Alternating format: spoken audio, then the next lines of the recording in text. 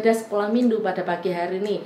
Semuanya sehat? Semuanya bersemangat? Tidak ada yang pilek? Tidak ada yang batuk? Tidak ada yang panas? Semuanya sehat? Oh, puji nama Tuhan. Tuhan sudah memberkati kita semuanya dengan berkat kesehatan. Mari kita semuanya mengucap syukur atas semua berkat yang telah Tuhan berikan bagi kita semuanya. Yuk, sebelum kita mendengarkan firman Tuhan, kita mau pujikan bersama-sama ya. Kita mau mengujikan satu pujian, Yesus cinta semua anak. Siap? Yuk. Yesus cinta semua anak di dunia. Kuning, putih, dan hitam semua dicinta Tuhan. Yesus cinta semua anak di dunia. Yesus cinta semua anak di dunia. Kuning, putih, dan hitam semua dicinta Tuhan. Yesus cinta semua anak di dunia. Hore.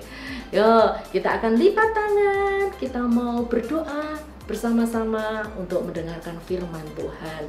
Selamat pagi Tuhan Yesus. Terima kasih buat pagi yang indah, pagi yang cerah. Dan saat ini kami siap Tuhan untuk mendengarkan firman-Mu. Karena kami yakin Engkau rindu untuk menyampaikan pesan-Mu buat kami melalui firman-Mu, dan kami siap semuanya untuk mendengarkan. Terima kasih Tuhan Yesus. Haleluya. Amin. Nah, saatnya kita mendengarkan firman Tuhan. Bagi adik-adik, sudah siap semuanya? Siap untuk Alkitab?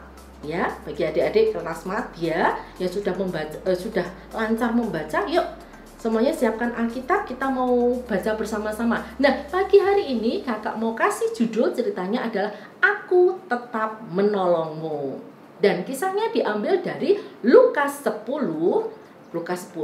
ayat 25 sampai 37. Kakak ulangi lagi ya, diambil dari Lukas 10 ayat 25 sampai 37. Nah, dalam Lukas 10 ini diceritakan adik-adik, diceritakan tentang seorang Samaria.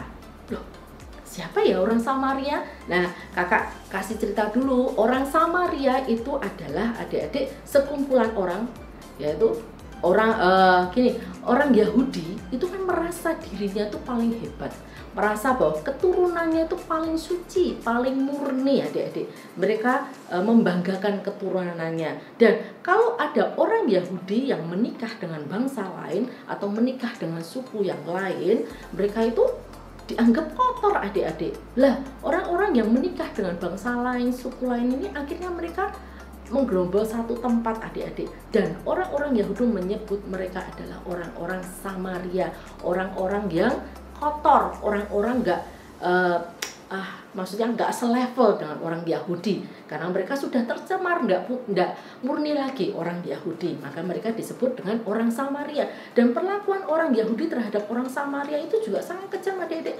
Mereka nggak nganggep adik-adik, mereka menyingkirkan orang Samaria ini, ya. Jadi mereka tidak mau bergaul sama orang Samaria karena mereka menganggap orang Samaria itu adalah orang yang kotor.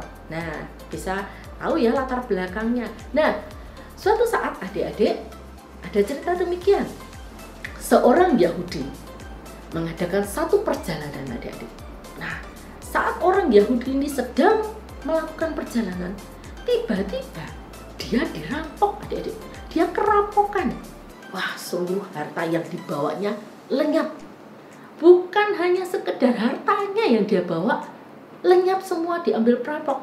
Tapi orang Yahudi itu juga dipukuli adik-adik. Badannya luka-luka dan hampir mati adik-adik. Dan kemudian ditinggal begitu saja di jalan oleh si perampok-perampok tadi adik. Nah, si orang Yahudi ini tadi mengarang-arang kesakitan, dia berharap ada orang yang lewat dan menolongnya. Nah, betul adik-adik, beberapa saat kemudian ada yang lewat adik-adik. Seorang imam sedang lewat adik-adik. Dia sedang lewat di jalan itu. Kemudian dia dengar, aduh, tolong. Imam ini dengar enggak adik-adik? Dia, ada suara. Dari mana ya? Oh, di situ. Oh, ternyata ada orang yang luka di situ. Ada orang yang sedang terluka di situ. Tapi ini sebentar lagi nih acaraku. Wah, nggak bisa. Kalau aku menolong orang itu, berarti aku harus membawanya kepada tabib untuk disembuhkan. Lah perjalananku membawa orang ini ke tabib kan perjalanannya lama. Wah, repot nanti. Aku jadi terlambat ini. Acaraku akan ketinggalan. Sudah, aku pura-pura tidak ketok, pura-pura tidak tahu. Akhirnya si imam ini pun jalan di seberang jalannya orang yang terluka tadi, adik-adik. Dia berjalan dan melewatinya begitu saja, adik-adik. Dan orang Yahudi tadi nggak tertolong, adik-adik. Terus ada lagi yang lewat, adik-adik. Wah, orang Yahudi ini berharap, wah, muka ini mau nolong aku ya. Lewatlah seorang Lewi, adik-adik. Lewat, adik-adik. Dia sedang lewat, dia berjalan terburu-buru, adik-adik. Oh, tolong aku, tolong. Dengan suaranya yang semakin lemah, orang ini mencoba untuk meminta tolong aku. Samar-samar orang Lewi tadi mendengar, oh, ada orang suaranya minta tolong. Oh, itu ada di situ orangnya minta tolong. Kemudian apa yang orang Lewi ini lakukan? Dia mau mendekati. Aduh, ini gimana? Aku ada acara ini. Wah, nanti ketinggalan acara ini. Kalau nanti tak tolong, ya itu repot. Aku nanti ketinggalan dengan acaraku yang sangat penting. Wah, tidak usah aja. Terus orang Lewi ini pun lewat di seberangnya, adik-adik. Pura-pura tidak tahu, pura-pura tidak dengar. Dia lewat begitu saja, adik-adik. Dan akhirnya orang Yahudi ini tidak tertolong lagi. Wah, dia semakin lemah, adik-adik. Kemudian ada yang lewat lagi, adik-adik. Seseorang yang lewat, adik-adik. Dan yang lewat itu adalah orang Samaria. Lah, adik-adik ingat tadi di awal cerita kakak bilang apa? Orang Samaria itu sangat dibenci oleh orang Yahudi. Berarti orang Yahudi itu menganggap orang Samaria adalah musuhnya. Tapi orang Samaria ini tadi yang lewat tadi, dia ada yang minta tolong. Wah, akhirnya dia cepat-cepat menolong orang ini, adik-adik. Dia tidak tanya itu orang siapa, dia tidak menanyakan itu orang dari mana, apakah dia orang Yahudi, dia tidak tanya. Pokoknya orang ini sakit, dia langsung menolong, dia membalut luka-lukanya. Kemudian sudah itu orang itu dinaikkan ke atas keledainya dan akhirnya dibawa ke kota, dititipkan ke penginapan, adik-adik, supaya orang penginapan itu merawat. Dan orang Samaria ini juga meninggali penginapan ini. Tolong ya, dirawat orang ini dengan baik-baik supaya dia sembuh. Ini tak tinggali uang. Nanti kalau kurang, aku kesini lagi tak bayar. Nah, hebat ya, luar biasa ya, adik-adik. Padahal orang Samaria ini sangat dibenci oleh orang Yahudi. Tapi orang Samaria ini nggak mau tahu. Dia merasa bahwa dia adalah sesamanya yang harus ditolongnya. Dengan kasih, dia menolong orang ini. Gak mikir lain-lain, gak mikir itu musuhnya, gak mikir itu bangsa lain, gak mikir itu suku yang berbeda. Tapi dia mau menolong karena kasih kepada sesama manusia. Nah, melalui cerita pada pagi hari ini tentang Samaria yang baik hati ini, Tuhan hendak berbicara kepada kita semuanya agar kalau kita ini berteman, kalau kita ini mau menolong, kita nggak usah lihat-lihat siapa orangnya. Loh, kulitmu putih, kulitku hitam, kita tidak sama, aku tidak mau nolong. Oh, rambutmu keriting, rambutku lurus, kita tidak sama, aku tidak mau menolong. Oh, kamu kaya, aku miskin, kalau ada apa-apa, aku tidak mau menolong. Tidak seperti itu. Tuhan ingin kita setiap anak-anaknya saling menolong, saling membantu, saling mengasihi antar sesama manusia. Kita tidak boleh membeda-bedakan. Terus kalau ada yang lagi, kalau kita melihat orang yang cacat, ada orang yang berkebutuhan khusus, orang yang cacat, sama aku tidak mau nolongin, kamu jalan sendiri sana. Oh, kamu tidak punya satu kaki, kamu kan cacat. Oh, mungkin apa yang kurang di tubuhnya, mungkin kakinya kurang satu, mungkin apa punya cacat di dalam tubuhnya. Oh, kamu kan tidak sama-sama aku tidak mau nolong. Tidak boleh demikian, adik-adik. Tuhan mengajarkan kepada kita semuanya untuk mengasihi dengan sesama kita, dengan sesama manusia. Ya, Tuhan sudah ajarkan ya Bapak.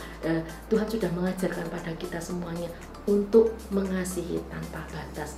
apalagi terhadap sesama kita manusia tanpa membeda-bedakan. Seperti pujian tadi, bahwa Tuhan itu cinta semua anak, Tuhan itu cinta semua bangsa, tidak peduli mau kulitnya putih, mau kuning, mau hitam, tapi kita belajar untuk saling mengasihi. Amin. Yuk semuanya kita lipat tangan, kita berdoa terlebih dahulu buat firman yang baru saja kita dengar bersama-sama. Tuhan, kami sungguh bersyukur melalui firman-Mu yang boleh kami dengar pada pagi hari ini. Kiranya firman-Mu memberkati kami semuanya Bapa, agar kami tidak membeda-bedakan. Kami mau menolong satu dengan yang lain karena kasih kepada sesama manusia dan kasih kepada Engkau ya Tuhan. Tidak membeda-bedakan meskipun ada teman-teman kami yang cacat sekalipun, atau kita melihat orang-orang yang cacat, biarlah kami juga belajar untuk mengasihi mereka sama seperti kita ya Tuhan. Terima kasih buat firman-Mu yang mengajarkan tentang kasih, yang mengajarkan untuk mengasihi sesama. Terima kasih Tuhan Yesus. Dalam nama Tuhan Yesus kami berdoa, haleluya. Amin. Nah, firman Tuhan sudah disampaikan pada pagi hari ini, mengajarkan bahwa kita harus saling menolong, saling mengasihi. Nah, tibalah kita pada tantangan. Oke, semuanya siap untuk menerima tantangan ya. Tantangan yang pertama yaitu ayat hafalan diambil dari Lukas 10 ayat 27. Firman Tuhan, ayat hafalan pada pagi hari ini diambil dari Lukas 10 ayat 27 yang bunyinya demikian. Kasihilah Tuhan Allahmu dengan segenap hatimu dan dengan segenap jiwamu dan dengan segenap kekuatanmu dan dengan segenap akal budimu, dan kasihilah sesamamu manusia seperti dirimu sendiri. Ya, firman Tuhan katakan secara tegas seperti ini. Ya, kakak ulangi lagi di dalam Lukas 10 ayat 27. Kasihilah Tuhan Allahmu dengan segenap hatimu dan dengan segenap jiwamu dan dengan segenap kekuatanmu dan dengan segenap akal budimu, dan kasihilah sesamamu manusia seperti dirimu sendiri. Itu ayat hafalan.